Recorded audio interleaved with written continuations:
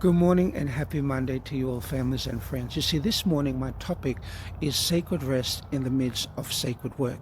You see, friends, Exodus chapter 35, 1 to 3 might surprise us.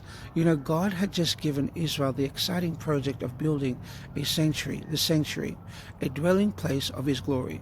You see, you'd think this is urgent, this is holy. Surely work shouldn't stop until it's finished. However, what does God do? You see, the Bible says he pauses to remind them. He says the following: 6 days shall work be done, but on the seventh day there shall be to you a holy day, a Sabbath of rest to the Lord. You see, the question is, why is this important? You see, the reason why is because even in the holiest work, God says, don't forget me.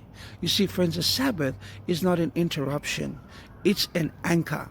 You see, it teaches us that our worth isn't in how much we produce, even in building something sacred, but in resting in the one who sanctifies. You see, Ellen White puts it beautifully. She says, God has given men 6 days wherein to labor, and he requires that their work be laid aside upon the Sabbath.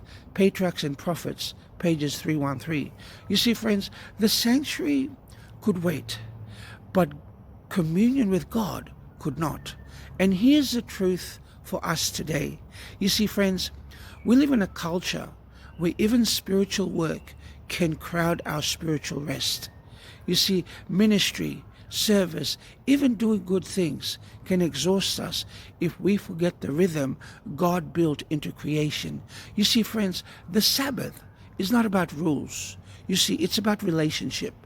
So the next time you're overwhelmed with tasks, even holy ones, remember God's lesson in Exodus 35. See, friends, the most sacred thing you can build is not a structure, but a life centered on him. And that starts with rest in his presence. God bless.